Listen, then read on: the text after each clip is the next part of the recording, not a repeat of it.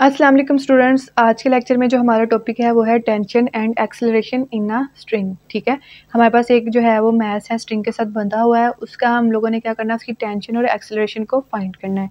यहाँ पे हमारे पास एक डायग्राम है, इसके अंदर हमारे पास जो है वो एक मैथ है, वो क्या है, स्ट्रिंग के साथ लगा हुआ है। ठीक है, हमें पता है कि हम कोई भी बॉडी को जब हम लोग क्या करते हैं, स्ट्रिंग की मदद से उसको हैंग करते हैं, लटकाते हैं, तो उसके ऊपर जो है वो दो फोर्सेस एक्ट कर रही होती हैं। ठीक है, सेम टाइम में एक उसके अंदर जो होता है वो उसका वेट होता है, ग्रेविटी की वजह से उसका वेट उस पर एक्ट कर रहा होता है।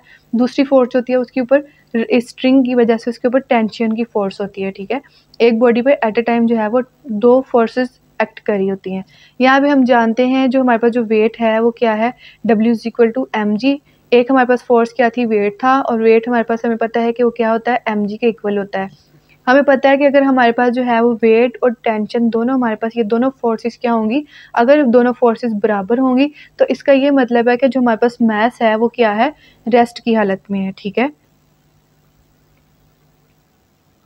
यहाँ पे हमारे पास जो है वो फर्स्ट केस है। यहाँ पे इसमें हमारे पास है कि vertical motion of a bodies attach to the string. ठीक है, यहाँ पे हमारे पास जो है वो वर्टिकली टू बॉडीज़ को हम लोगों ने क्या किया है, स्ट्रिंग के साथ अटैच किया है। इन बॉडीज़ को हम लोगों ने क्या किया है, ए और बी का नाम दे दिया है। इसमें जो बॉडी ए है वो हमारे पास क्या है, उसका मास हैवी है, और जो बॉडी बी है उसका मास क्या है, उसका मास कम है। ठीक है, यहाँ पे हम लोगों ने इसको जो है वो मैंने डायग्राम में शो किया है। यहाँ पे हमारे पास क्या है, बॉडी ए है। बॉडी ए का हमारे पास क्या है कि हमें पता है कि जो बॉडी ए है उस पे क्या है, मास उसका क्योंकि ज़्यादा है तो क्या होगा, उसकी टेंशन कम होगी और उसका वेट क्या होगा, ज़्यादा होगा। ठीक है, इसी तरह हमारे पास जो बॉडी बी है उसमें ऊपर क्योंकि वो स्मॉल है, बॉडी ए से स्मॉल है, तो उसमें क्या होगा, उसमें टेंशन ज़्यादा होगी और उसका वेट क्या होगा, mg क्या होगा, उसमें कम होगा। यहाँ पे हम लोगों ने क्या किया है कि net force on A is equal to m1g-t। अब हमने ये कैसे किया है, हम जानते हैं कि जो हमारे पास मैथ्स क्योंकि इसमें ज़्यादा है तो हम उसमें क्या करते हैं कि क्योंकि इस मैथ्स के अंदर हमारे पास क्या है, वेट ज़्यादा है और टेंशन कम है, तो हम क्या करते हैं, ज़्यादा में से कम वैल्यू को माइनस कर देते हैं। इसलिए हम लोगों ने क्या किया है कि m1g पहले लिखा है और -t बाद में लिखा है। ठीक है, यहाँ पे हमारे पास क्या है, सेकंड लॉ ऑफ न्यूटन हमारे पास था कि F=ma। हम जानते हैं जो फोर्स है वो किसके है, मास और एक्सीलरेशन के इक्वल होती है। यहाँ पे हम लोगों ने क्या कहा था, net force on A, net force की जगह हम लोगों ने क्या लिख दिया, डायरेक्ट ma लिख दिया, क्योंकि F किसके इक्वल है, ma के है, और हम लोगों ने क्या किया, डायरेक्ट ma यहाँ पे लिख दिया। क्योंकि हमारे पास क्या है, ये फोर्स 1 है, मतलब बॉडी ए के ऊपर ये फोर्स है, तो उसको हम लोगों ने क्या कह दिया, मास 1। ठीक है, यहाँ पे हम लोगों ने इसको जो है वो एज इट इज़ लिख दिया। ये हमारे पास क्या होगी, इक्वेशन 1 होगी। इसी तरह हमारे पास जो बॉडी बी है उसके अंदर क्या है, हमारे पास मास उसका क्या है, कम है, तो उसके ऊपर टेंशन ज़्यादा होगी और उसका वेट क्या होगा, कम होगा। हमें पता है कि हम क्या करते हैं, ज़्यादा में से कम को माइनस करते हैं। इसके अंदर हमारे पास जो है वो टेंशन ज़्यादा है, वेट कम है, तो हम लोग क्या करेंगे, टी में से जो है वो टेंशन में से माइनस करेंगे वेट को। वेट हमारे पास क्योंकि ये बॉडी 2 का है, बॉडी बी का है, तो यहाँ पे हम क्या कहेंगे कि m2g। ठीक है, W=m2g। W की जगह हम लोगों ने क्या कर दिया, m2g लगा दिया। ये हमारे पास क्या होगी, इक्वेशन बॉडी बी की इक्वेशन बन गई। यहाँ पे भी हम लोगों ने क्या करना है, सेकंड लॉ ऑफ न्यूटन को अप्लाई करना है।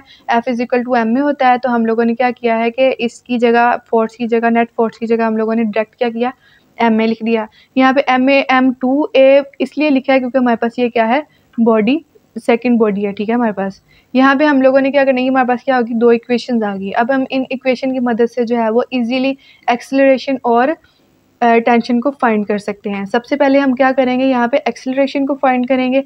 हमें पता है कि हमें अगर एक्सेलरेशन को फाइंड करना है तो हम क्या करेंगे, इन दोनों इक्वेशंस को प्लस कर देंगे।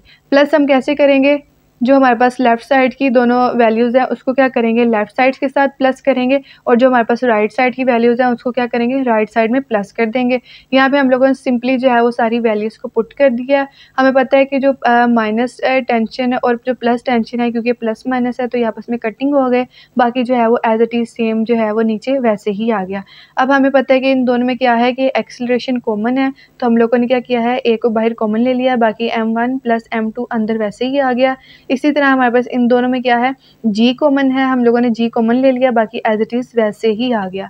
यहाँ पे क्योंकि हम लोग क्या कर रहे हैं, एक्सेलरेशन को फाइंड कर रहे हैं, तो एक्सेलरेशन हमारे पास ए यहाँ पे वैसे ही रहेगा, और जो बाकी वैल्यूज़ ए के साथ की है वो क्या होगी, यहाँ पे क्या है हमारे पास इसके साथ ए के साथ मल्टीप्लाई हो रहा है, तो वो क्या होगा, वो दूसरी तरफ जाके डिवाइड होगा। ठीक है, तो ये हमारे पास जो है m1 m2 जो है वो नीचे आके क्या हो गया, डिवाइड हो गया। तो ये हमारे पास फाइनल एक्सेलरेशन का फॉर्मूला आ गया। हम इसकी मदद से जो है वो एक्सेलरेशन की वैल्यू को ईजिली फाइंड कर सकते हैं।